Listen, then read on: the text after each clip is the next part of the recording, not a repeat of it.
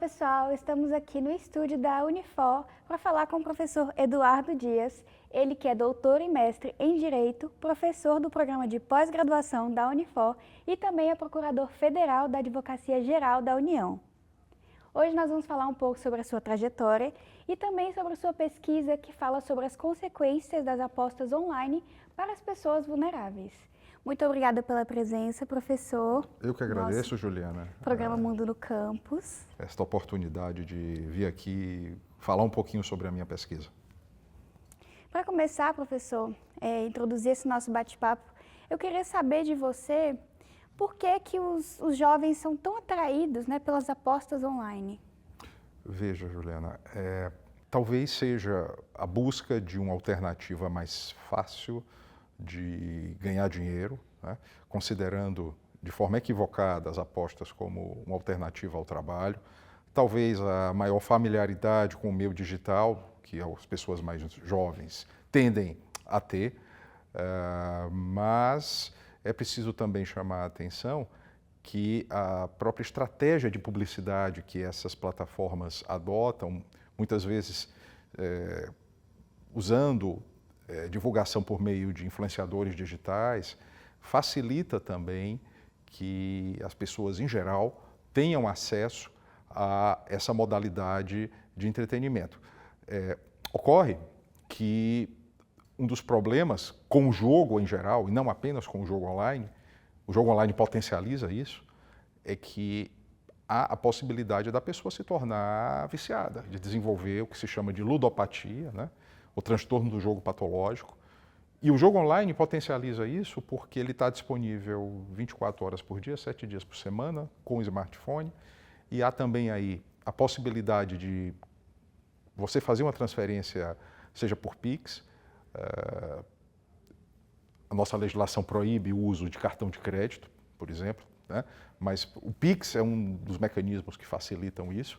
E quando se junta essa facilidade tecnológica, transferências financeiras, algo que já motiva as paixões, que é o esporte, as apostas esportivas. Mas não só, não é?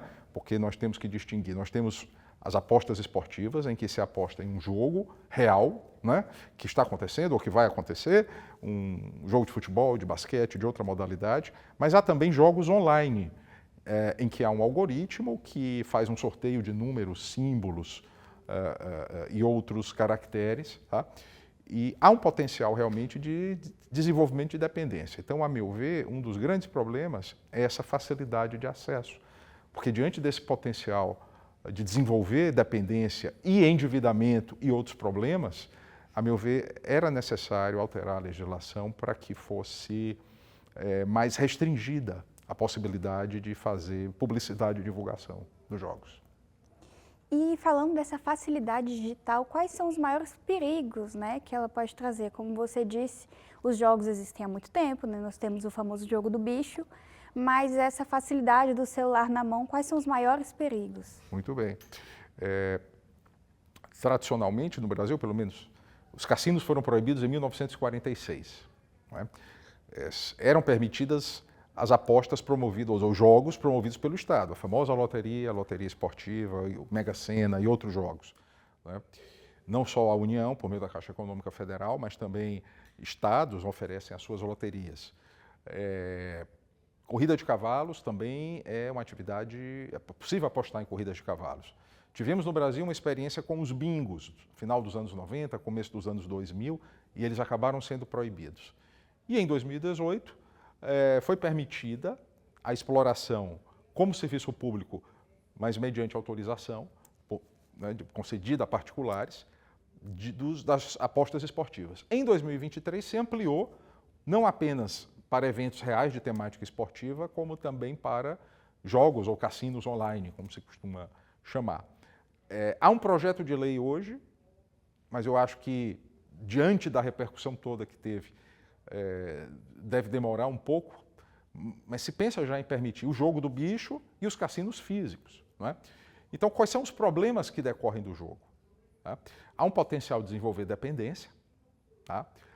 Tal como álcool, tabaco, é possível desenvolver dependência, tá? E aí surgem os problemas de endividamento, conflitos familiares, menor desempenho escolar e no trabalho, maior taxa de divórcio, pode chegar também à maior taxa de suicídio. Né? Então, há problemas sérios que decorrem do vício em jogo. Esse ponto da publicidade é muito interessante, porque é possível a gente perceber um momento que sai do entretenimento e cruza a linha para virar uma armadilha, né? Isso. Como você diz que nós não vemos propagandas por aí do álcool e do tabaco na TV, não pode. E já as bets são vistas como... Outdoors, em ônibus, em empresas Contratam de ônibus. personalidades Exatamente. como Galvão Bueno. Isso. Existe na legislação a figura do afiliado. O afiliado pode ser um influencer ou não, né, que é contratado pelo operador para divulgar a marca. Tá? Pode ser um influencer ou não. Às vezes é uma pessoa conhecida, uma pessoa que tem muitos seguidores, pode ser procurada. A legislação prevê que ela é responsável solidariamente com a empresa, tá, pela oferta, pela publicidade do jogo. Tá? Então, eu acho que a gente tem que repensar também essa possibilidade de fazer publicidade, o uso de influenciadores digitais, né? Porque hoje está muito comum. Nós temos acompanhado, né, muitos casos em que influenciadores digitais divulgaram jogos que não eram seguros e que levaram pessoas a se endividar, a perder dinheiro, e influenciadores também que são contratados para ganhar sobre a perda das outras pessoas, ou seja, um percentual do que as outras pessoas apostarem e perderem, o influenciador ganha, não é? Então, eticamente, eu acho isso muito questionável. Não é? E hoje, enfim, as mídias tradicionais, como a televisão, o jornal, perderam o seu espaço, ou um pouco do seu espaço, para as redes sociais, e essa terra, né, esse novo território, a meu ver, merece ser regulado também de forma cuidadosa. E aí, quando se trata de uma atividade que tem potencial de gerar dependência, né, então eu acho que a gente tem que pensar preventivamente, né, com base no princípio da precaução. É melhor a gente restringir do que permitir que pessoas vulneráveis, né, como você estava falando, sejam inundadas com essa publicidade. Né? Então, é algo que nós temos que repensar. Né? A publicidade de uma forma geral, inclusive nas redes sociais por meio de influenciadores. Tá? Eu acho que a gente tem que pensar nisso. E trazendo um ponto, quem sabe, como você pode nos dizer sobre a educação financeira no currículo escolar? O que você acha que pode trazer em relação a essas atividades? Muito importante que você tenha tocado nesse assunto, porque é uma ferramenta, sem dúvida alguma, essencial para que a pessoa possa compreender, né, o valor do dinheiro e que essas alternativas fáceis, né? Houve uma pesquisa ano passado da Ambima, que é uma entidade que reúne empresas do setor de mercado, acho que mercado de capitais, que ela constatou que mais gente no Brasil joga em apostas do que investe na bolsa. Não é? Então é uma inversão total. Não é? Em outros países isso aconteceu, registre-se. Tá? Os Estados Unidos também, as apostas esportivas eram proibidas até 2018. Foi uma decisão da Suprema Corte Americana que liberou, que entendeu que a restrição era inconstitucional, porque cada estado de lá deveria decidir. 38 estados norte-americanos permitiram o jogo, né, as apostas online. E há estudos que mostram que nesses estados aconteceram problemas semelhantes. Aumento de falências pessoais, de endividamento, as pessoas investem menos no mercado financeiro, problemas também semelhantes ao que nós tivemos no Brasil. Tá? Então a educação financeira ela é essencial. Né?